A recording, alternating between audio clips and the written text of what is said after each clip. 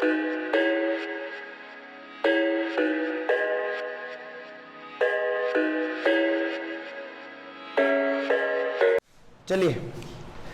Class शुरू करते हैं। चैप्टर हमारा बेटा चल रहा है halo alkane and hello arene. ठीक है, हेलो एल्केन हेलो एरीन में जो हमारा टॉपिक है वो है आज का बेटा फिजिकल प्रॉपर्टीज। फिजिकल प्रॉपर्टीज में बेसिकली बेटा क्या क्या आता है? फिजिकल प्रॉपर्टी में हमें दो तीन बातें मेनली पता करनी है। एक तो boiling point and melting point, दूसरा solubility.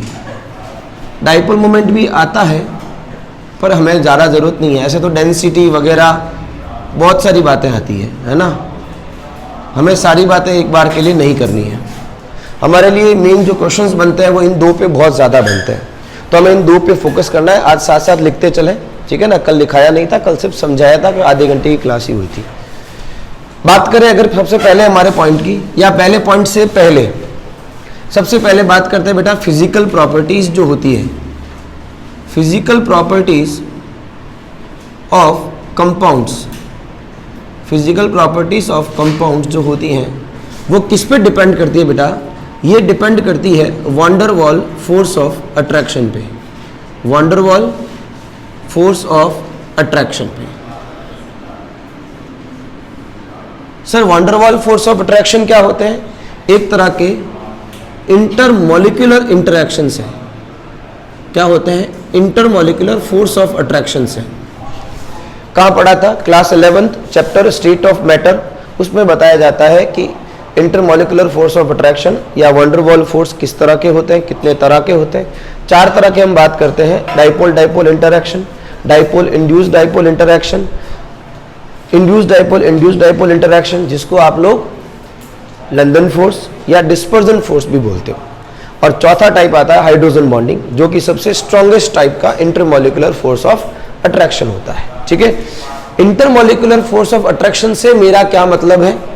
Intermolecular force of attraction से मतलब है कि अगर कोई एक ए बी मॉलिक्यूल है, तो हम एक्चुअली यहाँ क्या देखने जा रहे हैं?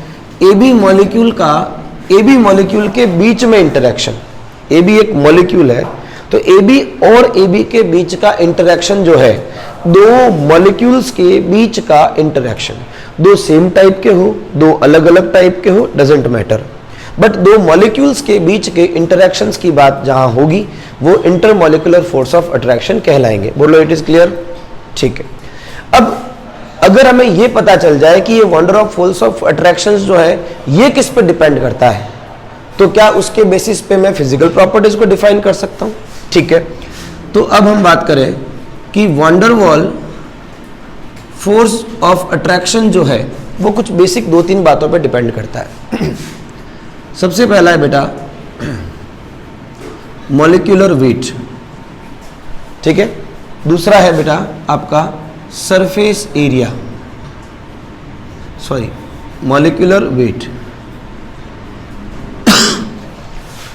वैन डर वाल force of attraction directly proportional किसके होता है? मॉलिक्यूलर वेट के। डायरेक्टली प्रोपोर्शनल होता है सरफेस एरिया के, और इनवर्सली प्रोपोर्शनल होता है ब्रांचिंग के। वैन डर वाल फोर्स मॉलिक्यूलर वेट के डायरेक्टली प्रोपोर्शनल, सरफेस एरिया के डायरेक्टली प्रोपोर्शनल, और ब्रांचिंग के इनवर्सली प्रोपोर्शनल होता है। अब ये आपको याद रखना है। अब आपको बस ये देखना है कि किस में मॉलिक्यूलर वेट ज़्यादा कम है, किन में ब्रांचिंग ज़्यादा कम है, किन में सरफेस एरिया ज़्यादा कम है, उसके अकॉर्डिंग हम फिजिकल प्रॉपर्टीज़ को डिसाइड करेंगे। सबसे पहली फिजिकल प्रॉपर्टी की बेटा बात करते हैं बॉइलिंग पॉइंट और and melting point. Boiling point and melting point. यहाँ एक छोटी सी बात ध्यान में रखना, मेल्टिंग पॉइंट जो होता है वो इंटरमॉलिक्यूलर फोर्स ऑफ अट्रैक्शन पे तो डिपेंड करता है ही, ये साथ साथ सिमेट्री ऑफ मॉलिक्यूल पे भी डिपेंड करता है। किस पे? सिमेट्री ऑफ मॉलिक्यूल पे भी डिपेंड करता है। हर जगह तो नहीं देखने को मिलती, लेकिन कुछ एक जगहों पे आपको देखने को मिलेगी। हमारे ही कार्बोक्सिलिक एसिड वाले एक चैप्टर में आपको इस बारे में समझाया जाएगा, तो अभी आप ध्यान में रखेंगे, बाकी मेन चीज़ें सारी कंटिन्यू चलेगी। अब हम कुछ एग्जाम्पल लेते हैं। जैसे आपको बोल दिया CH3Cl, CH3Br, CH3I, आप चाहे तो CH3F भी ले लें। इनका ऑर्डर ऑफ बॉइलिंग पॉइंट आपको पूछा जाए तो बेटा ऑर्डर ऑफ बॉइलिंग पॉइंट में अगर आप देखें तो हमें पता है कि इन सब में van der Waals force of attraction जिसका ज्यादा होगा उसका बॉइलिंग पॉइंट भी ज्यादा होगा। मैं एक बार और क्लियर कर दूं कि इंटरमॉलिक्यूलर फोर्स ऑफ अट्रैक्शन का मतलब क्या है। CH3F का CH3F के बीच का इंटरैक्शन आप देख रहे हो। बच्चा ये ना सोचे कि CH3F और CH3Cl के बीच का इंटरैक्शन नहीं देखना है, मुझे ये देखना है कि CH3F और CH3F के बीच का इंटरैक्शन CH3Cl और CH3Cl के बीच के इंटरैक्शन से ज्यादा है या कम। बिकॉज बॉइलिंग पॉइंट डिपेंड करता है इन दोनों के बीच के इंटरैक्शन पर। समझ में आ रही है बात? तो अगर मैं बोलता हूं कि मिथाइल फ्लोराइड का बॉइलिंग पॉइंट मिथाइल क्लोराइड से कम है, इसका मतलब ये हुआ मिथाइल फ्लोराइड के बीच के इंटरैक्शंस मिथाइल क्लोराइड के बीच के इंटरैक्शन से ये क्या है, वीक है। क्या है ये? वीक है, ये स्ट्रॉन्ग है। मेरी बात समझ रहे हो?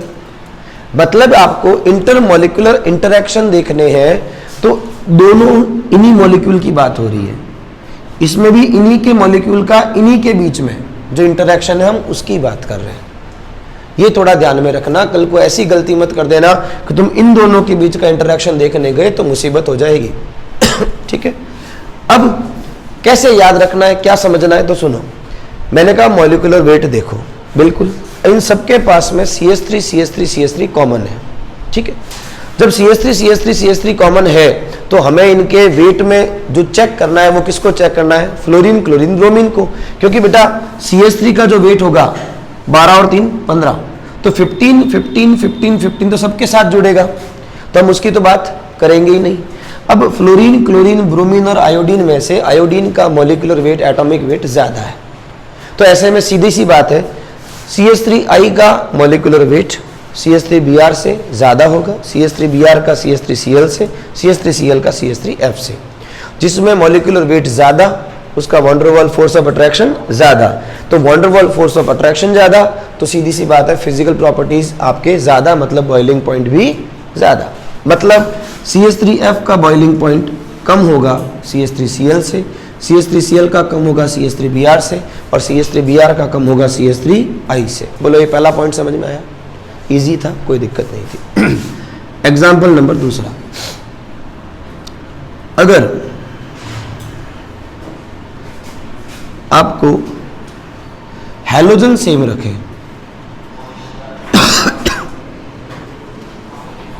हैलोजन क्या रखें? सेम। हैलोजन सेम रखे तो कोई दिक्कत नहीं है, आप हैलोजन को तो कॉमन ले लो क्योंकि इसका वेट तो सब में क्या है, सेम। अब आप इसको देखो कितने कार्बन है, 3 कार्बन के अकॉर्डिंग उनके हाइड्रोजन्स भी ज्यादा होंगे तो उनका वेट भी ज्यादा। इसका वेट इससे क्या दिख रहा है, ज्यादा, तो इसका मॉलिक्यूलर वेट ज्यादा तो बॉइलिंग पॉइंट भी क्या होगा, ज्यादा। सामने आपके, ठीक है, बोलो बात समझ में आई? ठीक है, तीसरा एग्जाम्पल,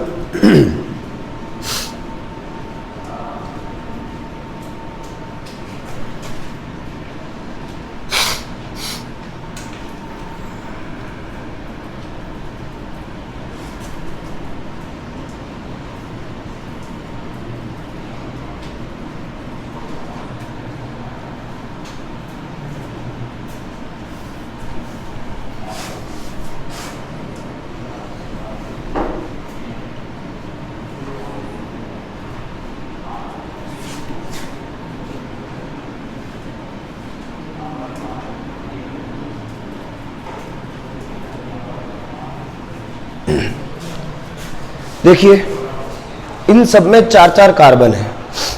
अगर 4 कार्बन की बात करूं, चारों कार्बन पे पास हाइड्रोजन भी देखो सबके पास टोटल सेम है, 4 कार्बन हाइड्रोजन 9।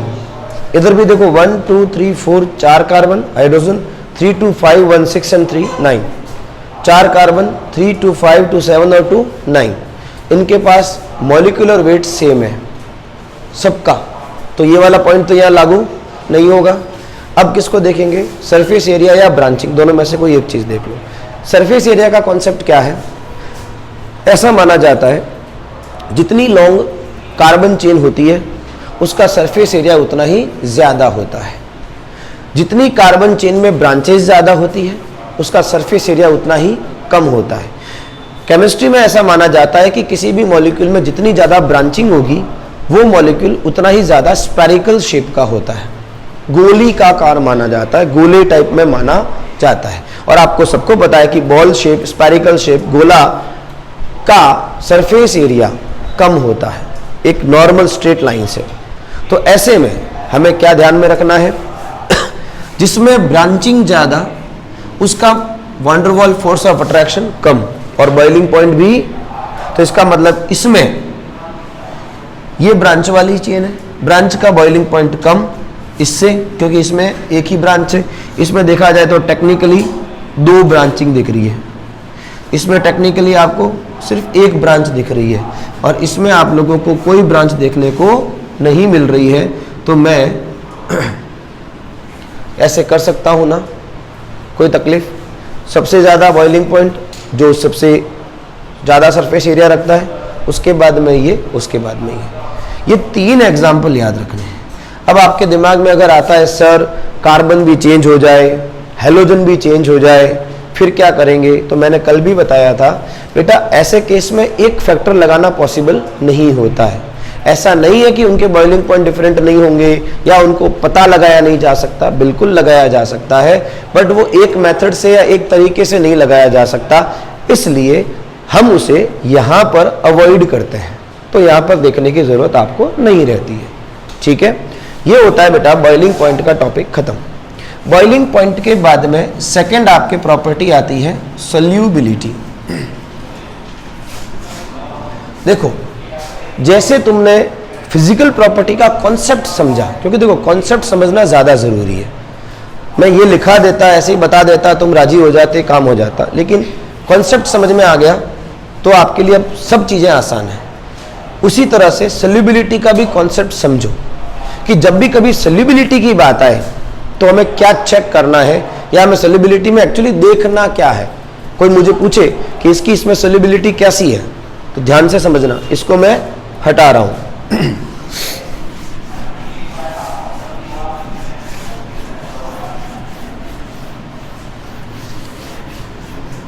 देखो सबसे पहले आप सोल्यूबिलिटी की चीज को समझो कि सोल्यूबिलिटी का मीनिंग क्या है। मैं मान लीजिए ए को वाटर में मिलाना चाहता हूं, ए कोई कंपाउंड है, ए को वाटर में मिलाना चाहता हूं। तो देखो ए जो वाटर में मिल रहा है तो ए एक मॉलिक्यूल होगा, चाहे आप इसको NaCl मान लो, है ना, NaCl का मॉलिक्यूल होगा। और NaCl के मॉलिक्यूल्स में क्योंकि एक क्रिस्टल आएगा तो उस क्रिस्टल में बहुत सारे NaCl के मॉलिक्यूल्स हैं। अकेला NaCl तो आप डाल सकते हो क्या? Next to impossible. अरे डालना तो बड़ी बात है, अकेला NaCl लाके तो दो मुझे हाथ में चिमटी में पकड़ के कि सर ये रहा मेरी हथेली पे NaCl, इसको डाल दो। शायद आपको नहीं पता होगा, जो नमक का एक छोटा सा दाना जो तुम अल्ट्रा माइक्रोस्कोप से भी देख लोगे ना, उसमें भी नहीं करके 50-60 हज़ार NaCl के मॉलिक्यूल होंगे। बिकॉज तुम बात मॉलिक्यूल की कर रहे हो और इसमें 2 ही एटम है और तुम दो एटम को मिलाकर बनने वाले एक मॉलिक्यूल को नेकेड आई या अल्ट्रा माइक्रोस्कोप से देख लोगे और देख के आप उसको चिमटी से पकड़ भी लोगे और उसको फिर आप वाटर में डाल भी दोगे। जब आ जाए आपके पास ऐसी कैलिबर नॉलेज तो मुझे बता देना। तो जो टेक्निकली पॉसिबल नहीं है उसकी बात करते नहीं है। हम क्या डालते हैं? NaCl के क्रिस्टल्स डालते हैं और उन क्रिस्टल्स में हजारों NaCl के मॉलिक्यूल्स होते हैं और वो हजारों NaCl के मॉलिक्यूल्स के बीच में कोई ना कोई क्या होता है? इंटरेक्शन। अब सॉल्युबिलिटी की कहानी क्या है? क्या मैं ये कह सकता हूं कि NaCl और NaCl के बीच का भी अपना कोई इंटरेक्शन होता होगा? NaCl के एक मॉलिक्यूल का NaCl के दूसरे मॉलिक्यूल के बीच में भी अपना कोई इंटरेक्शन होता होगा? ठीक है, किस में डाल रहे हैं इसको? वाटर में। तो क्या वाटर और वाटर के मॉलिक्यूल के बीच में भी अपना कोई इंटरेक्शन होता होगा? मुझे करना क्या है, इन दोनों को मिलाना है। मिलाने का मतलब मुझे NaCl और वाटर के बीच के इंटरेक्शन को एस्टैब्लिश करना है। अब इसको एस्टैब्लिश करने के अंदर 3 बातें आती हैं। पहली बात, अगर NaCl का एक मॉलिक्यूल दूसरे NaCl के मॉलिक्यूल्स को तोड़ ही नहीं पा रहा, या इनका इंटरेक्शन इतना स्ट्रांग है कि वो टूट ही नहीं रहा, तो क्या सॉल्युबिलिटी हो पाएगी? क्या सॉल्युबिलिटी इजीली हो पाएगी? नहीं हो पाएगी। ये दोनों मॉलिक्यूल्स के बीच का इंटरेक्शन टूट ही नहीं रहा। टूटने के लिए बहुत ज्यादा एनर्जी की रिक्वायरमेंट है, नहीं टूट रहा। तो क्या जब ये टूटेगा ही नहीं तो डिसॉल्व होगा क्या? इसको कई बार ऐसे भी बोलते हैं,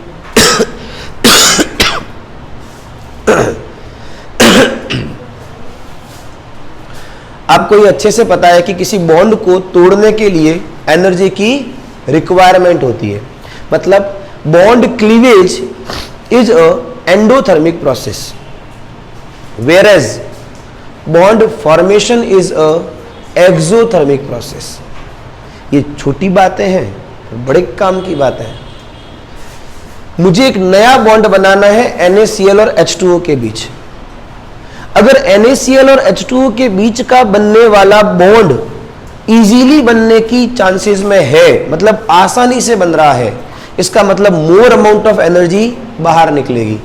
जितनी ज्यादा एनर्जी बाहर निकलेगी मतलब समझिए उतना ही बॉन्ड क्या बन रहा है, इजी बन रहा है। अब मैं ये कह सकता हूं कि अगर इन दोनों के बीच में बॉन्ड बनने की पॉसिबिलिटी बहुत अच्छी है तो इनसे निकलने वाली एनर्जी बहुत ज्यादा होगी, और ये बॉन्ड बनने की एनर्जी या बॉन्ड बनने की कैपेसिटी, टेंडेंसी अच्छी तभी होगी जब इन दोनों के बीच का बॉन्ड वीक होगा। भाई मैं किसी से दोस्ती करना चाहता हूं तो मैं अपने किसी दोस्त से तभी दोस्ती तोड़ूंगा जब सामने वाले से मुझे लगाव ज्यादा होगा, नहीं तो मैं अपनी एग्जिस्टिंग दोस्ती को तोड़ के किसी और को दोस्त क्यों बनाऊंगा। तो इन दोनों के बीच का इंटरेक्शन कहीं ना कहीं इसके तुलना में तो ये वीक होंगे, तभी तो ये नया बॉन्ड बनाने के लिए उतावला है। एनर्जी की भाषा में ऐसा बोलते हैं कि इन दोनों के बीच में जो बॉन्ड बन रहा है उस समय रिलीज होने वाली एनर्जी इतनी सफिशिएंट है कि वो इन दोनों के बीच के बॉन्ड को इजीली तोड़ने में काम आ जाती है, और ये टूट जाता है और बॉन्ड बन जाता है। मैं ये कह रहा हूं अगर ये बॉन्ड बहुत स्ट्रांग है तो मतलब इसको तोड़ने के लिए एनर्जी की रिक्वायरमेंट बहुत ज्यादा, और वो इनसे भी मिलने वाली, तो इसका मतलब सॉल्युबिलिटी नहीं होगी। सुनते रहना बात को, कब मैं यहां पे पहुंचूंगा पता ही नहीं चलेगा। मैं कॉन्सेप्ट सिखा रहा हूं, बाकी मुझे 4 लाइन में आंसर खत्म करना आता है। अब ये टूटने को तैयार है पर ये टूटने को तैयार नहीं है। अब इनके बीच की बॉन्डिंग जो है वो बहुत स्ट्रांग है, ये जैसे तैसे टूटने को तैयार है पर ये बॉन्ड तोड़ने को तैयार नहीं है। मतलब इनकी बॉन्ड डिसोसिएशन एंथैल्पी की वैल्यू बहुत ज्यादा है, तो भी ये बॉन्ड कभी भी नहीं बनेगा। और तीसरी बात, अगर इन दोनों के बीच में बॉन्ड बनने के दौरान रिलीज होने वाली एनर्जी इतनी सफिशिएंट है कि वो इसके और इसके बीच के बॉन्ड को तोड़ने में काम आ जाएगी, तो तुम हंसते हंसते वो बॉन्ड तोड़ दोगे। अब किसी के घर में बाइक लानी है, स्कूटी लानी है, तो क्या पापा अपने सालों की एफडी तोड़वा देते हैं क्या? कोई जरूरी नहीं है। आज नहीं, 6 महीने बाद ले आएंगे स्कूटी, 12 महीने बाद ले आएंगे। लेकिन अगर आपको कोई अच्छे भाव में कोई प्लॉट मिल रहा है जो शायद वापस ना मिले, अच्छा डील है, उस समय पापा क्या करेंगे? ये लाइफ टाइम का काम है, जिंदगी में एक बार ही घर ले सकते हैं। वो अपनी सारी एफडी, सारी सेविंग सब तोड़वा देंगे। क्या बना रहे हो तोड़ के? अगर बाइक लेना जरूरी होता तो एफडी टूट जाती, लेकिन अगर घर लेना जरूरी है तो एफडी टूट जाएगी, लेकिन बाइक के लिए एफडी, ये मॉलिक्यूल अपने साथ अंडरस्टैंडिंग करके चलता है। ये अंडरस्टैंडिंग तो क्या, एनर्जी का सारा खेल है, पर समझना पड़ेगा आपको। अब समझ में आई बात क्या होता है? अब यही एग्जाम्पल मैं सेम टू सेम मैं बात कर रहा हूं सॉल्युबिलिटी की। किसकी सॉल्युबिलिटी की, RCl या RX इन वाटर? भाई सॉल्युबिलिटी में सबसे बेस्ट सॉल्वेंट कौन होता है? Water, universal solvent. सबसे पहले हम उसी को देखेंगे। नो डाउट आपका एल्काइल हैलाइड एक पोलर मॉलिक्यूल है। कैसा मॉलिक्यूल है? देखो कल वाला पॉइंट आज समझ में आएगा अभी आपको। मैंने कल वंडरवॉल फोर्स का एक ऑर्डर बताया था। वंडरवॉल फोर्स में सबसे स्ट्रॉन्ग बॉन्डिंग किसकी होती है बेटा? Hydrogen bonding. उसके बाद में डाइपोल डाइपोल इंटरैक्शन, उसके बाद में डाइपोल इंड्यूस्ड डाइपोल इंटरैक्शन, उसके बाद में इंड्यूस्ड डाइपोल इंटरैक्शन। ये याद रखना 2 मिनट के लिए। अब RX और RX के मॉलिक्यूल के बीच में आपको शुरुआत में ही समझा दिया था, ये पार्शियल नेगेटिव होता है, ये पार्शियल पॉजिटिव होता है, एक डाइपोल की तरह ट्रीट करता है और ये ऐसे ही किसी दूसरे डाइपोल के साथ इजीली इंटरैक्ट होगा। तो क्या मैं कह सकता हूं कि इनके बीच में डाइपोल डाइपोल इंटरैक्शन है? अच्छा, ये भी जो बनाएंगे एक बार के लिए मैं कह सकता हूं कि ये भी एक तरह का डाइपोल डाइपोल इंटरैक्शन ही हुआ। भाई वाटर मॉलिक्यूल भी तो पोलर मॉलिक्यूल है, तो बेटा एल्काइल हैलाइड एक पोलर मॉलिक्यूल है और वाटर भी अपने आप में क्या होता है? एक पोलर मॉलिक्यूल होता है। सिर्फ वाटर मॉलिक्यूल की बात कर रहा हूं, तो ये भी एक पोलर, ये भी एक पोलर, तो डाइपोल डाइपोल इंटरैक्शन इनका भी है। ठीक है, लेकिन ये जो इंटरैक्शन है वो कैसा है? जो कि सबसे स्ट्रॉन्ग है। ये या ये इसको तोड़ने में कैपेबल। नो डाउट ये पोलर है, नो डाउट वाटर भी पोलर है, पर जैसे ही मैं RCl को वाटर में डालूंगा, RCl और वाटर की जब रिएक्शन होगी तो इससे निकलने वाली एनर्जी H2O और H2O के बीच के बॉन्ड को तोड़ने में कैपेबल नहीं होगी, क्योंकि ये डाइपोल डाइपोल इसके कंपैरिजन में तो वीक है ना। एक वीक बॉन्ड क्रिएट हो रहा है, उस वीक बॉन्ड के क्रिएट होने के दौरान रिलीज होने वाली एनर्जी क्या एक बहुत स्ट्रॉन्ग बॉन्ड को तोड़ने में कैपेबल हो पाएगी क्या? तो क्या मतलब ये एक दूसरे में इजीली सोल्यूबल होंगे क्या? नो वे। कई बार तो ऐसा लिखते हैं कि ये इनसोल्यूबल होते हैं, कभी कभी ये लिखता है स्पैरिंगली सोल्यूबल होता है। स्पैरिंगली सोल्यूबल का मतलब ना के बराबर घुलते हैं। दोनों शब्दों में से कोई भी है। स्पैरिंगली का भी मतलब पता रखना, कल को ऐसा ना हो जाए कि लास्ट में सर ये इंग्लिश वाले सर को बोले सर ये स्पैरिंगली क्या होता है, केमिस्ट्री मत समझाना, स्पैरिंगली का मतलब समझा दो। तो अगर लिखा हुआ आ जाए स्पैरिंगली सोल्यूबल या इनसोल्यूबल तो आप समझ जाओगे। ठीक है, क्या स्टेटमेंट बनेगा? लिखेंगे bond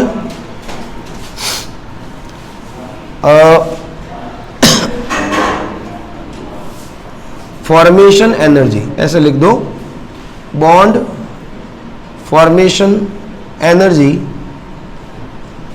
released during formation of bond between RX and H2O is not sufficient to break the hydrogen bonding present in between water molecules. So RX is sparingly soluble or insoluble in water but soluble in organic solvents like benzene, alcohol, ether, etc. लिख देना बेटा, एक question आ सकता है, question भी side में लिख दो, एक क्वेश्चन ऊपर नीचे साइड में कहीं लिख दो। Rx being polar molecule, Rx being polar molecule, Rx being polar molecule, insoluble in water, why? Explain. Rx being polar molecule, Rx being polar molecule is insoluble या sparingly soluble, वो दोनों में से जो भी लिखना चाहो, sparingly soluble in water, why? Explain. Concept समझे? ये कॉन्सेप्ट ना सिर्फ यहाँ, हर जगह यही लागू होगा, हमेशा ध्यान रखना है। थर्ड पॉइंट बेटा आप लिख दीजिए, डेंसिटी। डेंसिटी में आपको ज़्यादा दिक्कत करनी नहीं है, आपको पता है density is equal to mass upon volume. जिस एल्काइल हैलाइड का मास ज़्यादा होगा उसकी डेंसिटी ज़्यादा होगी। तो डेंसिटी का ऑर्डर लिखाने की ज़रूरत है नहीं, देख लो भले आप। मोस्टली हम ये देख लेते हैं, आरएफ को कम ही यूज़ करते हैं हम लोग। देखो आपकी तसल्ली के लिए कई बार आरएफ बोल देते हैं, पर एल्काइल फ्लोराइड जो होते हैं वो हम बहुत कम यूज़ करते हैं, क्योंकि इनकी नेचर काफ़ी अलग तरीके की होती है। आरएफ की जो एल्काइल फ्लोराइड की प्रिपरेशन ही बहुत विग्रस होती है ना। अभी ये सब बातें हम आगे करेंगे, तो वो चीज़ हम लोग बहुत कम ही यूज़ करते हैं। आपको एल्काइल हैलाइड में सबसे ज़्यादा एल्काइल क्लोराइड और एल्काइल ब्रोमाइड देखने को मिलेंगे, उसकी बात हम सबसे ज़्यादा करेंगे।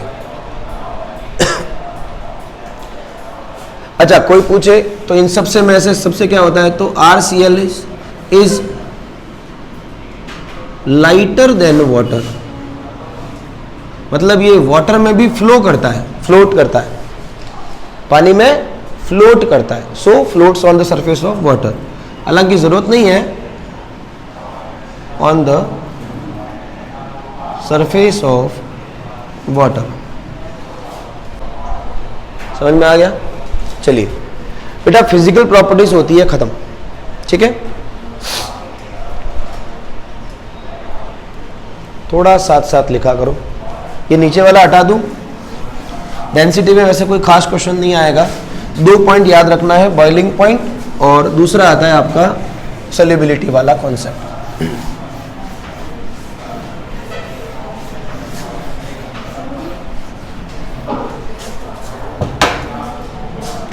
नेक्स्ट हेडिंग है बेटा हमारी